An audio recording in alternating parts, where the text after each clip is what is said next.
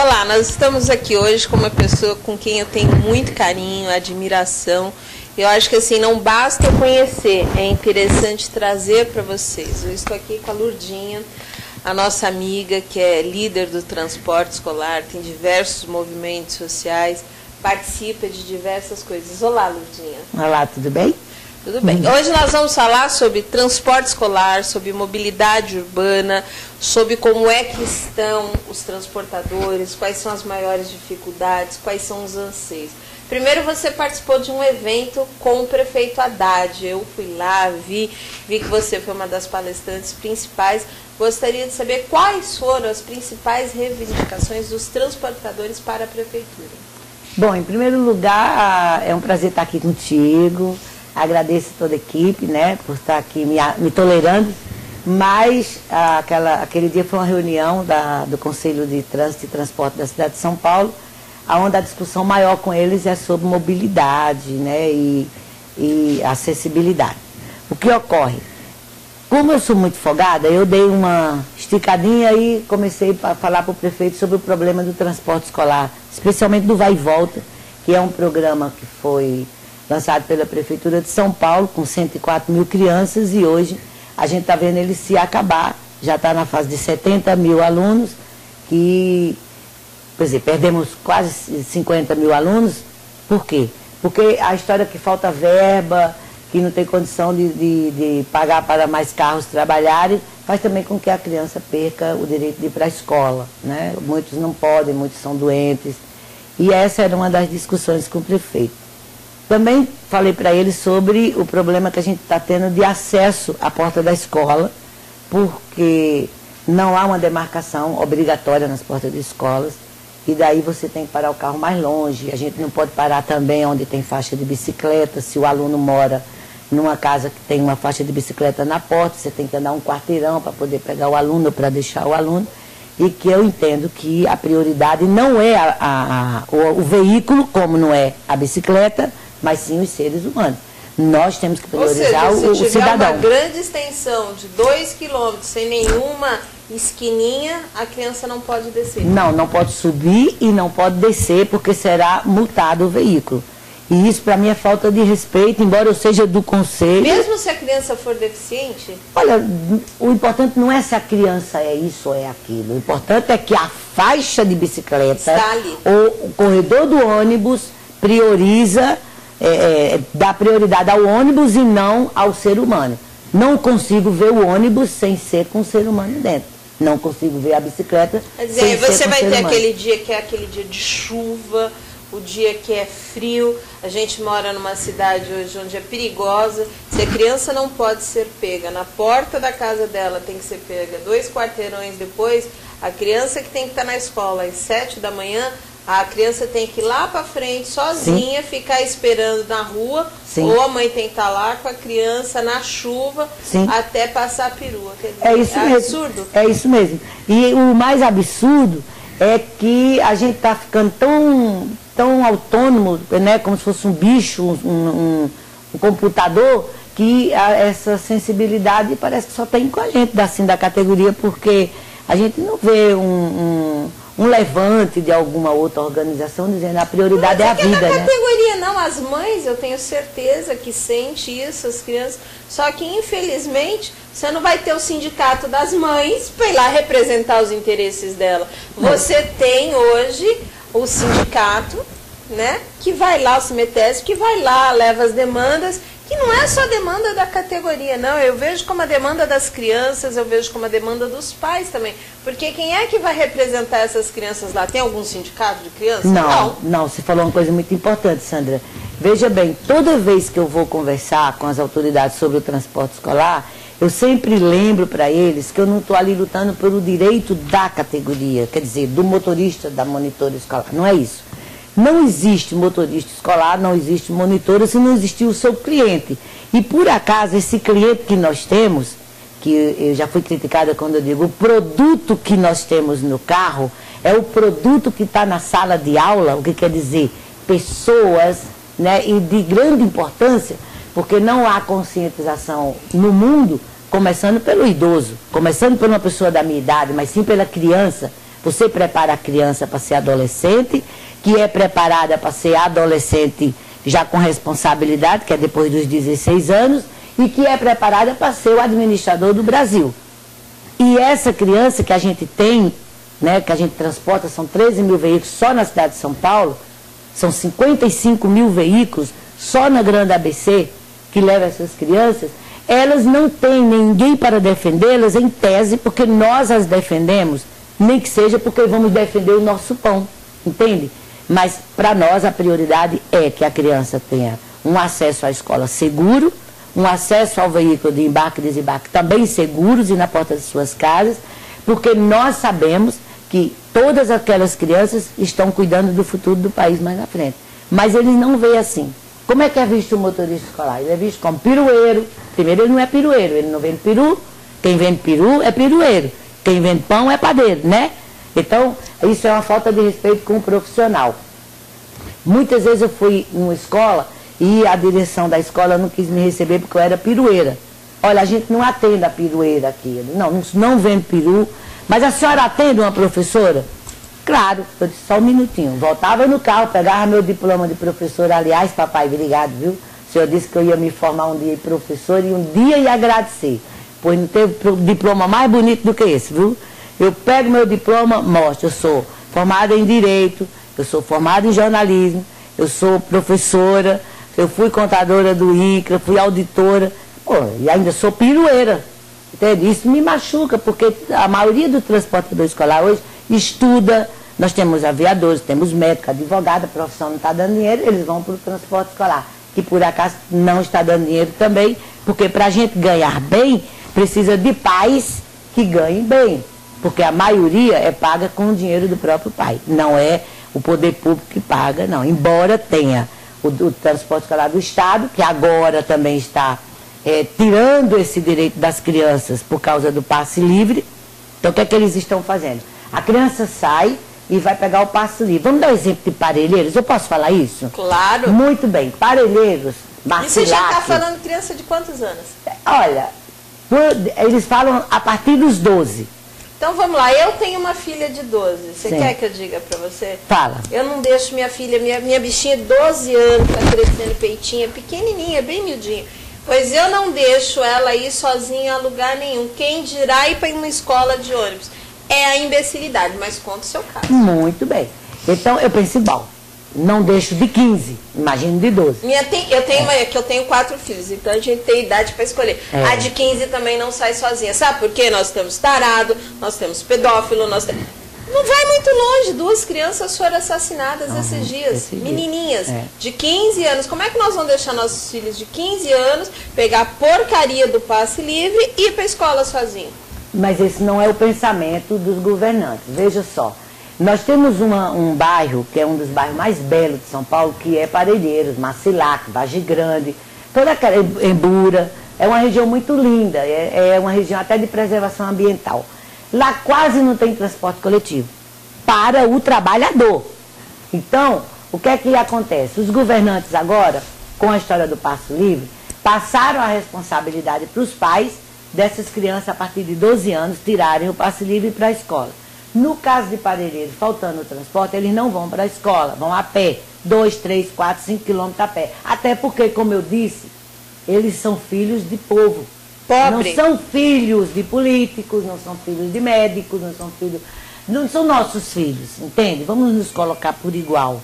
Nós não deixaríamos, nós teríamos a condição de levar, entende? De pagar um transporte.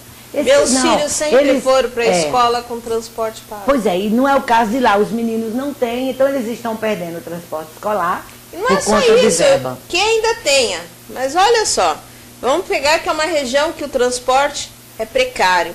Então, quer dizer, a criança entra às 7 na escola. Ele vai ter que sair de casa às 6, porque o ônibus vai pingando de ponto. Não dá às 6, Sandra, só dá às 5. Às 5? Porque quando eles entram, os trabalhadores já estão com os carros lotados. Lá o transporte urbano é resumido, né? Então, ele vai ter que imagina uma criança de 12 anos se espremendo num ônibus com um monte de adulto. A gente até foi olhar, é muito interessante. A gente até queria que um político desse colocasse o filho dele dentro de um ônibus assim, lá, e ele mandasse gravar a gente ver os esfregadinhos, as caras batendo nos ferros lá, né? Nos balaúchos que tem. E não é culpa do motorista do ônibus, não. Ele também tem uma estrada cheia de buraco, ele também tem um ônibus superlotado que ele não pode frear a qualquer momento. Ele também é um profissional que está sofrendo a consequência, né? Então, o que a gente entende é o seguinte, a Constituição brasileira garante para o adolescente até 16 anos, ela garante no artigo 3º do Código Civil que ele é, um adolescente, ele é absolutamente incapaz. O que quer dizer, não pode tirar dele nenhum direito. Mas eles tiram. Por que eles tiram? Porque os pais, vocês os pais são culpados. Porque os pais não vão à luta, meu Deus do céu. A gente explica, a gente está com um carro, aí tem uma vaga, aí diz assim, esse é o meu filho vai, a gente diz, a lista de chamada é essa. Mas você não pode proibir que meu filho entre. Eu posso, eu tenho uma lista de chamada do que foi contratado. E ele se conforma. Ele não pode se conformar. Não existe quem lhe represente, se represente. O Ministério Público está aí para isso, é que, entendeu? Assim, o Ministério Público, né? Mas a gente está falando da pessoa que às vezes não sabe ler, não sabe escrever. Quando muito, o marido às vezes trabalha de porteiro, ganhando um salário mínimo e meio, um pouquinho mais, que não chega a R$1.000, trabalha lá no Marcilar, que sai às 4 horas da manhã para estar 7 horas no serviço e volta para casa 9 horas da noite, que ele trabalha 12 horas. Ela já é uma pessoa humilhada por si só. Essa pessoa, infelizmente, ela não tem essa determinação, ela é uma pessoa envergonhada da situação que vive, Sandra, e não sabe lutar. Sandra, eu concordo, até porque talvez as pessoas não saibam, mas eu já morei na rua, eu também já passei muita necessidade, eu já dormi em calçada de igreja, e eu sei muito bem que a gente se sente assim, desprotegido e não tem coragem para berrar de verdade. Mas existe uma coisa, já que a justiça mudou, né, graças a Deus, a justiça mudou, deixou de ser a justiça e passou a colocar a responsabilidade no conselho tutelar. Então, o conselheiro tutelar vai na sua casa tomar seu filho, isso não podia acontecer, mas já que mudou, porque corre risco de vida, já que mudou, então a gente pode procurar, os pais podem procurar o conselho tutelar. O conselho tutelar está muito mais perto do Ministério Público do que qualquer pessoa. Se eu, Lurdinha, ligar para a imprensa e dizer assim, olha, aqui a gente está perdendo 2.000 crianças, perderam o transporte escolar, a imprensa fala para a gente. Se você mandar as mães ligar, a gente vai atender. Mas vocês ligando, vocês estão perdendo dinheiro. Então, a gente nem liga mais para a imprensa. Né? Agora mesmo está perdendo. Pergunta se eu liguei para algum canal de televisão, para a rádio. Não. Pessoal, vamos ligar para a imprensa, eu falo para Simone, eu falo, Simone, liga não. Eles nem vão dar atenção a gente. Porque a impressão que dá é que nós estamos perdendo dinheiro, por isso que a gente está revoltado. Então não dá nem para fazer o social na posição de representante do sindicato, porque parece que a luta é só corporativa. E não é. Nós temos crianças que hoje o carro vai passando, elas estão indo a pé, pequenininhas, viu? Pequenininhas. Crianças de 7, 8 anos. E elas choram e dizem, tia, me leve, pelo amor de Deus, eu estou cansada. E o escolar não pode levar. Porque ele tem uma lista das crianças que têm direito, que significa que as outras estão excluídas e que elas estão sendo humilhadas. Aí não tem verba. Bom, isso não é problema da gente, se tem verba, não tem verba, né? Até porque a gente sabe que não sei quantos bilhões foi roubado dali, mas não sei quantos bilhões foi roubado daquela. Se virem, pega o dinheiro de volta, toma de todo mundo que roubou e devolva para os cofres públicos, né? Não se prende só o empresário que pagou a propina. Tem que prender também quem recebeu a propina, tem que prender o passado também, tem que fazer uma revolução. E sobra tudo para quem? Para a criança, para o adolescente. Para o idoso que vai envelhecer, não tem casa para morar. Né? Então, a discussão do transporte escolar ela é muito ampla, porque você está discutindo vida, futuro, né? Não é o passado que você está discutindo, você está discutindo daqui para frente, e daqui para frente o que é que eles têm. Então é isso que a gente vê. Eu fico até sem chão, mas vamos voltar aqui para a nossa entrevista. Mobilidade urbana, eu tenho acompanhado a sua luta, Vi que você tem participado de diversas audiências públicas com o vereador Ricardo Nunes, com o vereador Paulo Fiorilo na Câmara. Queria que você contasse para a gente como é que está essa luta, vocês vão conseguir entrar, o transporte escolar, vai, não vai, porque o transporte, na verdade, ele tira o carro da rua. Queria que você contasse para a gente isso. É verdade, o transporte escolar é uma das coisas mais importantes para a mobilidade. Em primeiro lugar, ele é um coletivo, ele não é um carro escolar, como a gente prega muito, né? Ele é coletivo e não foi contemplado até hoje pelo poder público como coletivo. Porque se ele fosse contemplado, dentro da mobilidade, ele já tinha o embarque e desembarque das escolas com prioridade. A prioridade tem que ser para o coletivo. Se eles não fizerem o que nós pedimos, a gente vai ter tanto o veículo escolar como os carros dos pais competindo com a porta da escola e com o trânsito. Então, nós temos algumas propostas que foram apresentadas nesses eventos que você até participou de muitos deles, né?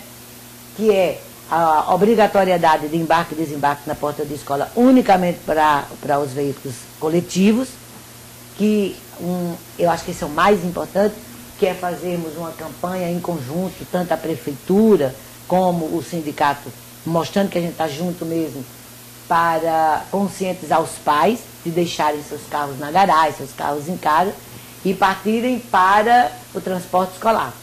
Alguns pais reclamam e eles falam que não é o ideal, o transporte escolar não é aquilo que eles desejam, que deveria ser melhor.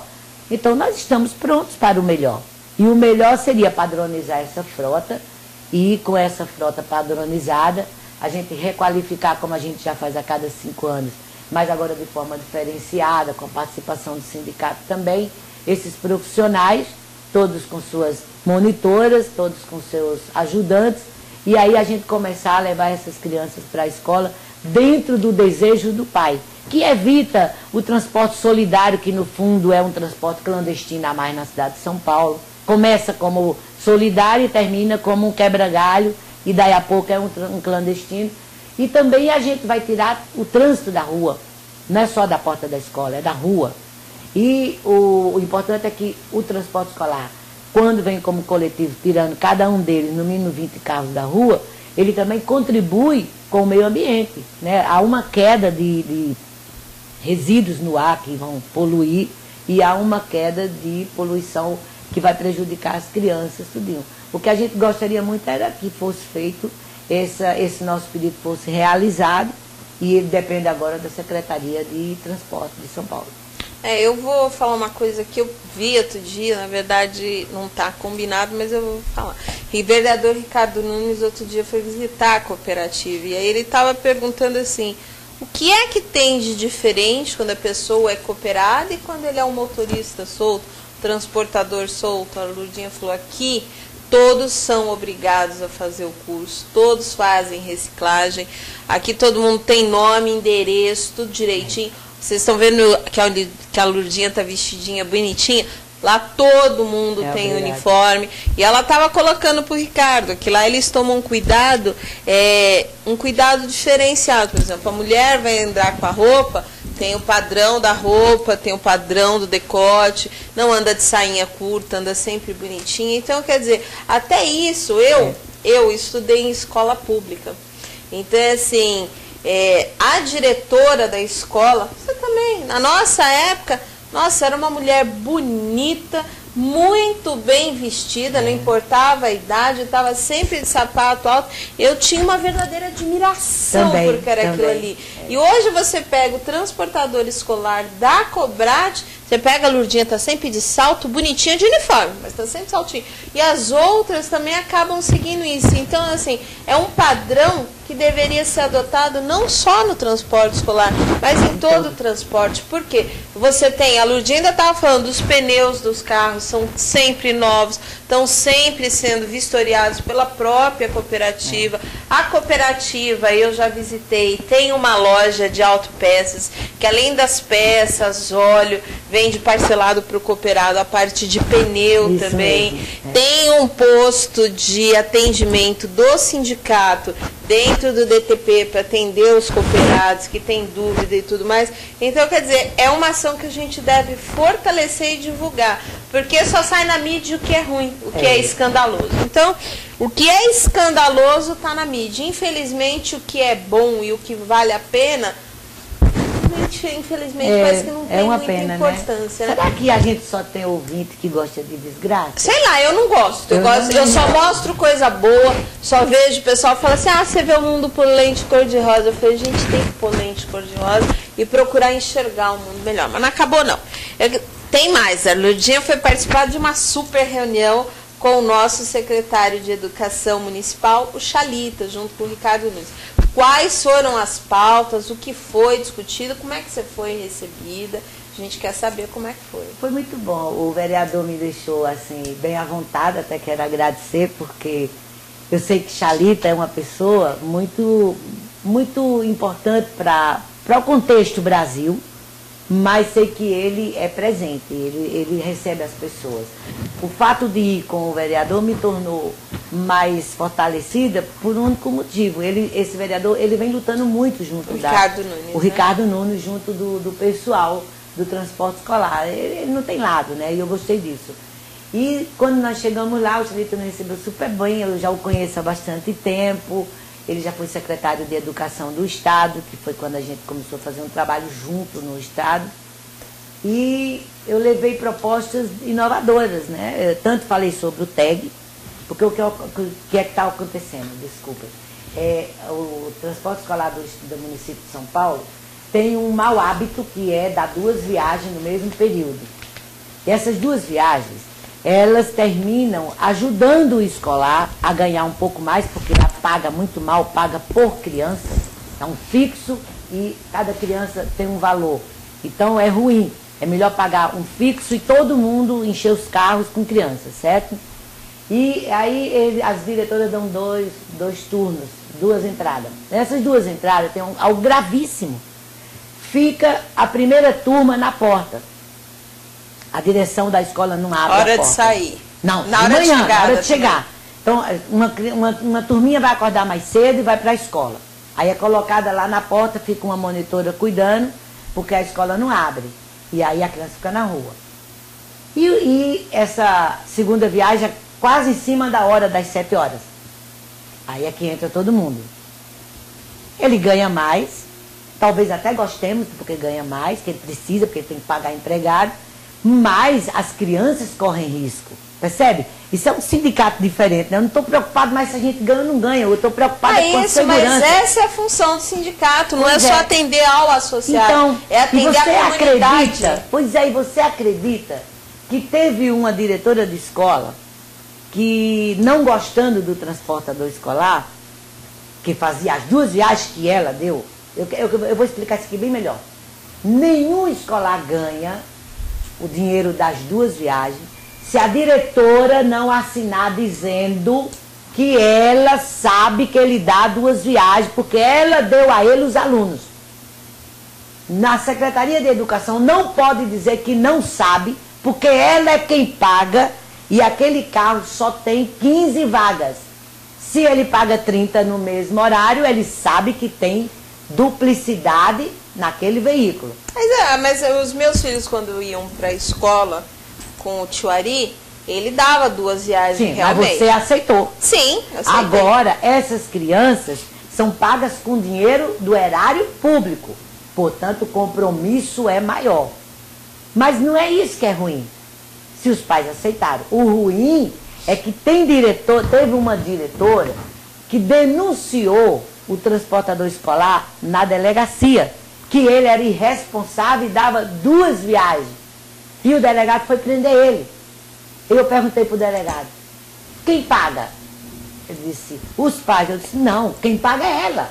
Ela sabe que são 2 viagens. Ela que deu 2 viagens. Quem fica na rua, as crianças ficam na rua, é ela que é culpada, porque ela tinha, já que ela deu 2 viagens, ela tem que abrir mais cedo.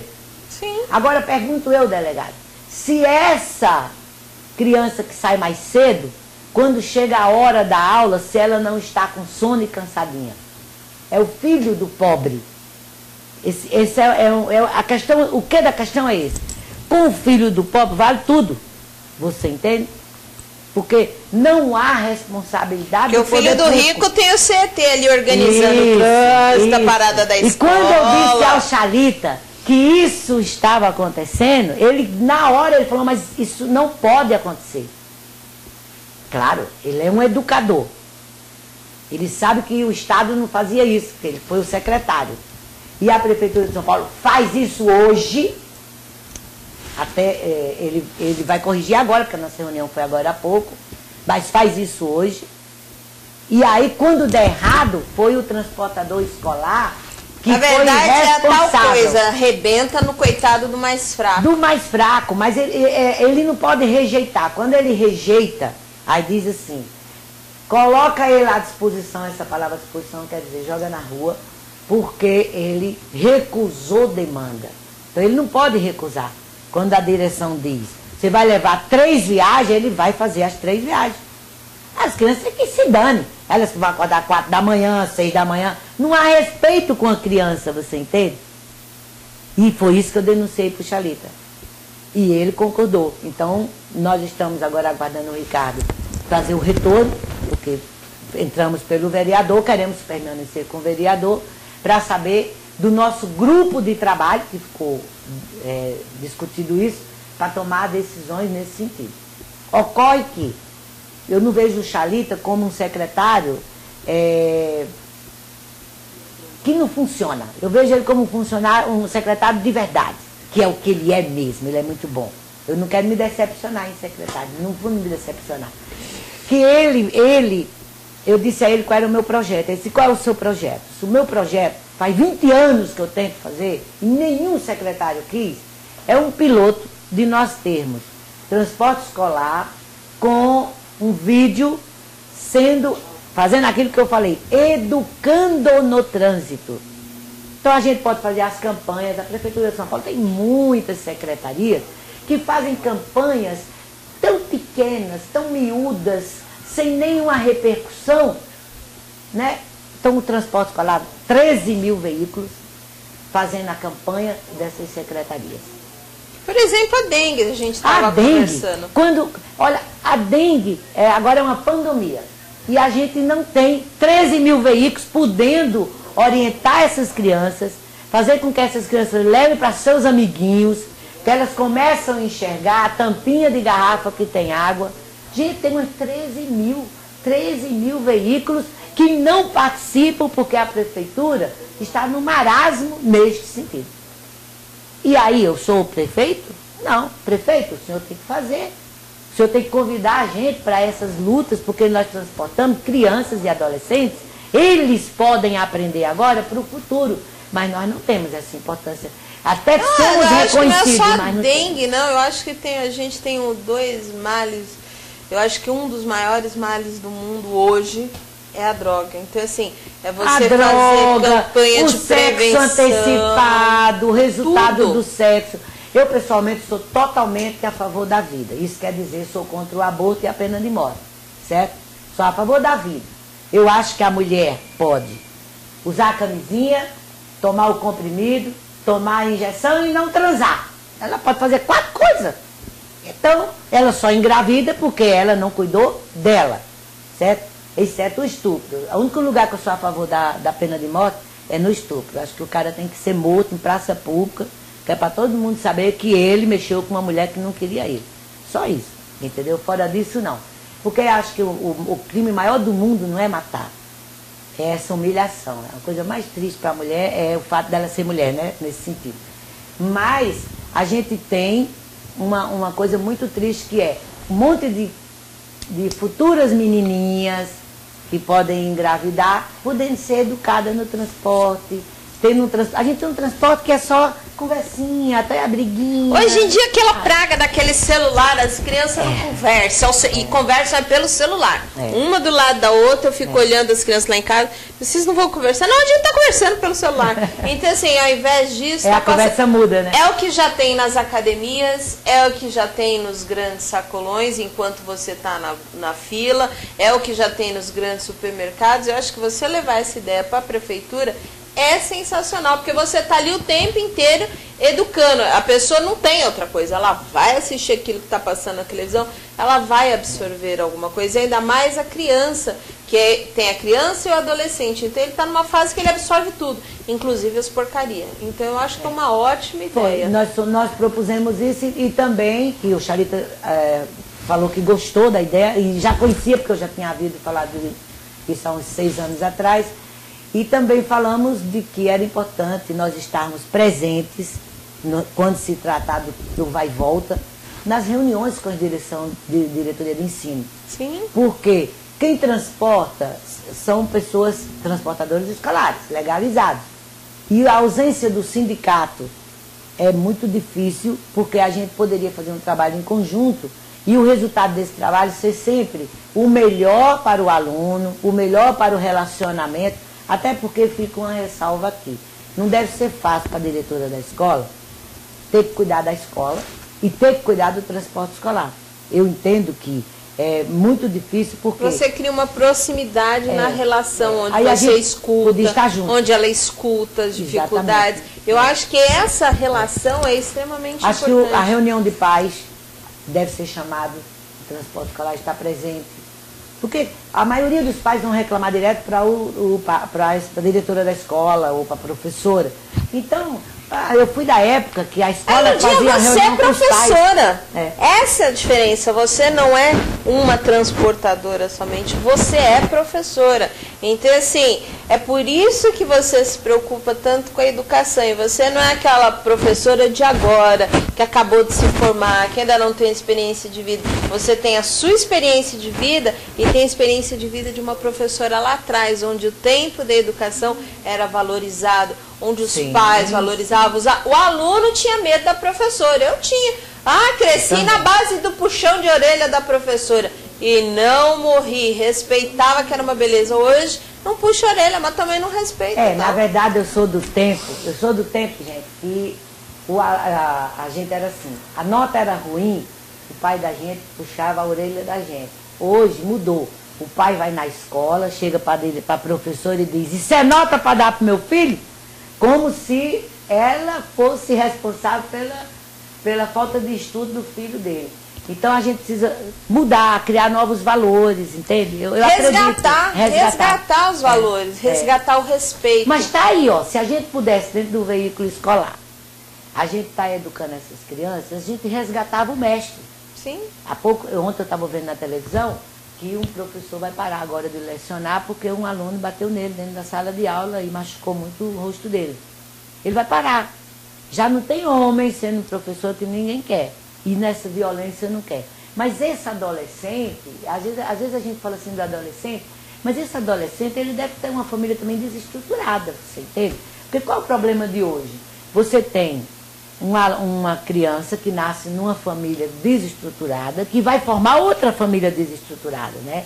Eu acredito, eu não fiz essa estatística, mas a minha vida mostra que a cada 10 alunos, ou 10 crianças adolescentes que eu conheço, uma delas vai dar certo, o resto vai dar errado, porque vem de uma família desestruturada, falta tudo. E eu não falo de comida, não falo de dinheiro. Falta o amor. Eu estava mostrando, eu tenho 2 netinhos, agora gêmeos, né?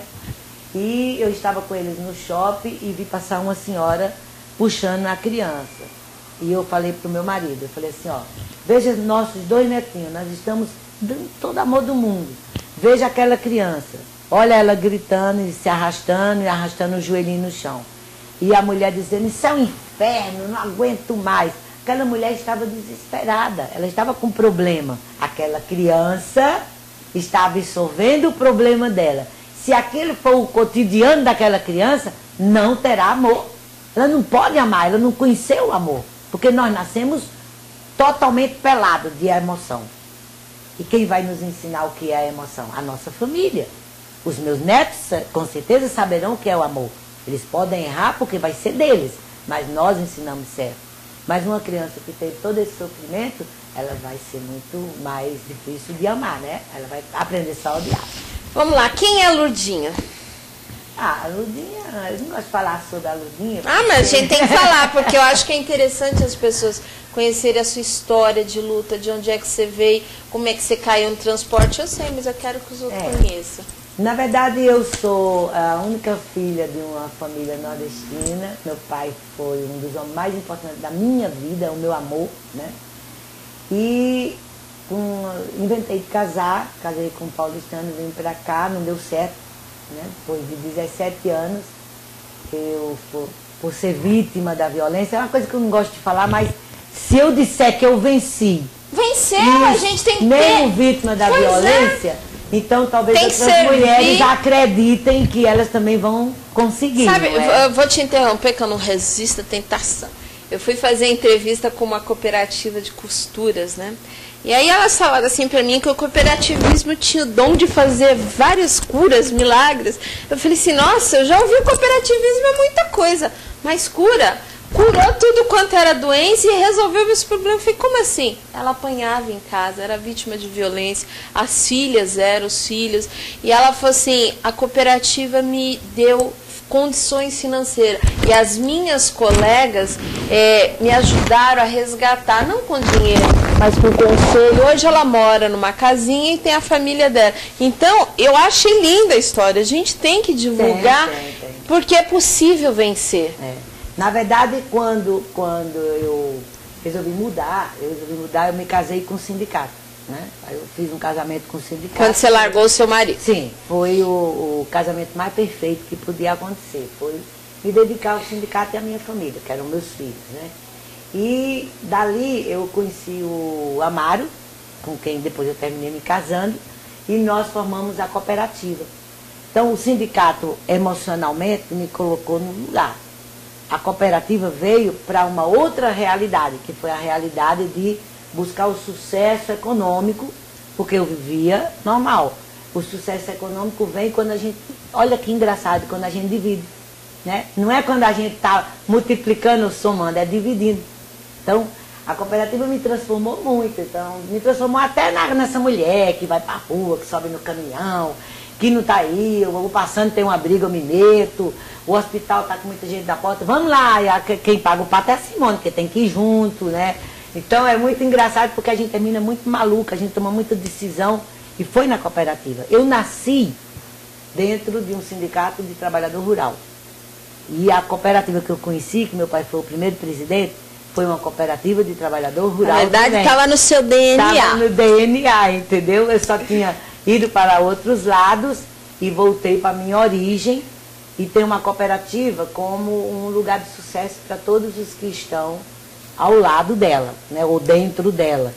É uma pena que nós sobrevivemos muito de ações políticas, né, como licitações, nesse sentido, porque a gente agora está passando um momento difícil com o Estado, a prefeitura também está difícil, então o pessoal estava todo mundo feliz, aí quando chega o período de licitação dá aquela angústia, tenso, né? Ainda temos o Estado que proíbe a participação das cooperativas dentro do sistema, né?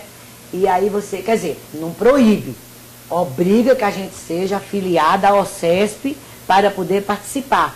E isso para a gente que acredita na democracia é ter voltado à ditadura com a arma na cabeça. Então, eu não concordo e a gente fica fora, mas fica fora honrando a nossa democracia, né? Mas a Luvinha está ali dentro desse contexto, mas não quero nunca perder uma coisa que é fantástica em mim, que eu acho que é maravilhoso, que eu me amo de olhar, eu sou nordestina. E isso eu não quero tirar. Meu sotaque continua nordestino, embora eu tenha recebido a cidadania da cidade de São Paulo, e eu tenho muito orgulho disso. Eu digo que eu tenho 2 lugares para viver e para morrer.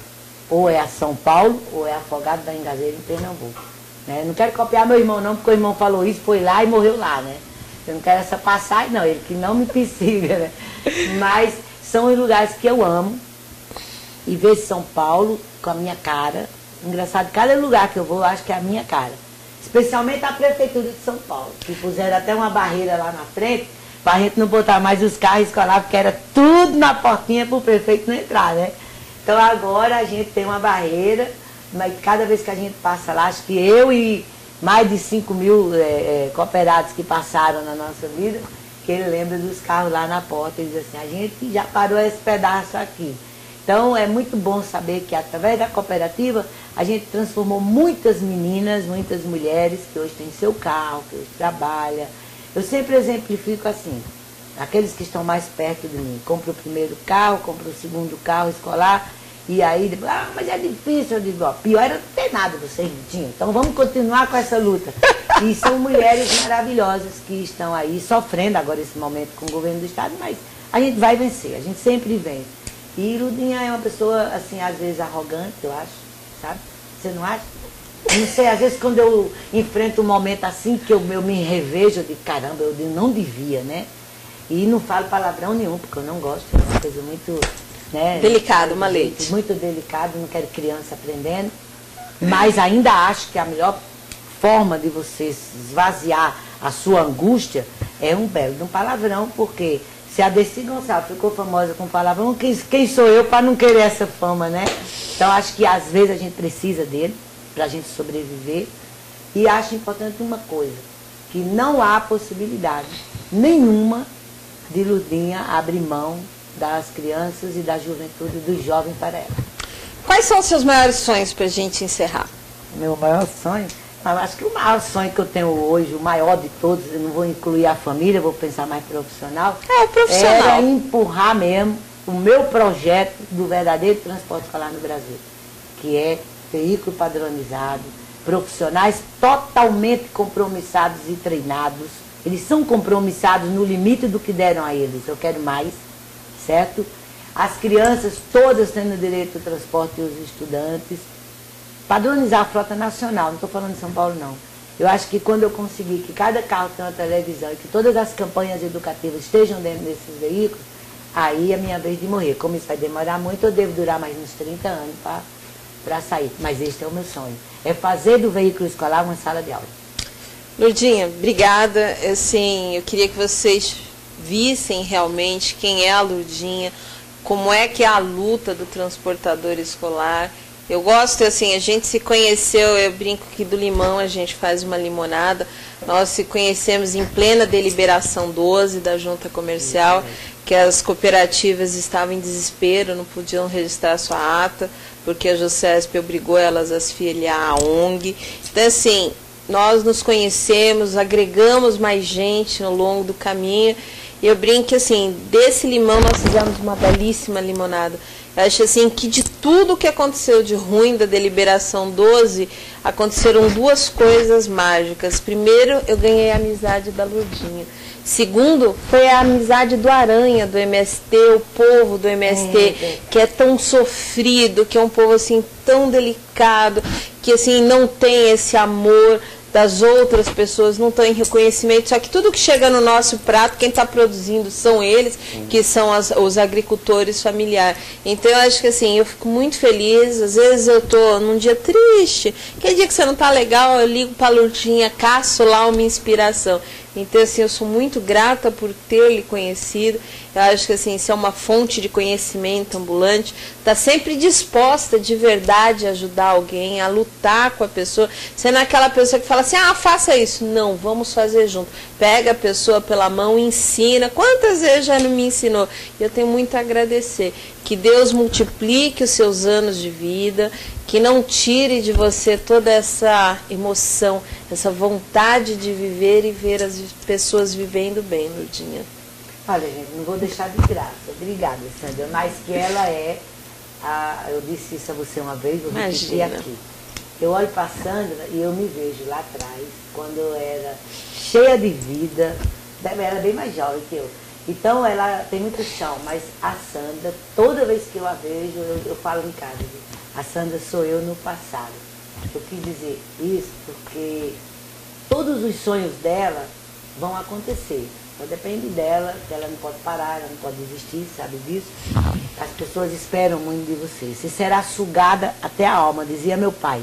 Eu já dei a gordurinha, já dei a pele, já dei meus sonhos, agora estão querendo meus ossos. Mas é assim, quando a gente se doa, não sobra nada pra gente, porque a gente dá tudo. Eu tenho muito orgulho de ser sua amiga e quero que você seja eternamente essa Sandra. Obrigada. E que Deus te abençoe, porque a luta que vem por aí é muito pesada. Obrigada, pessoal.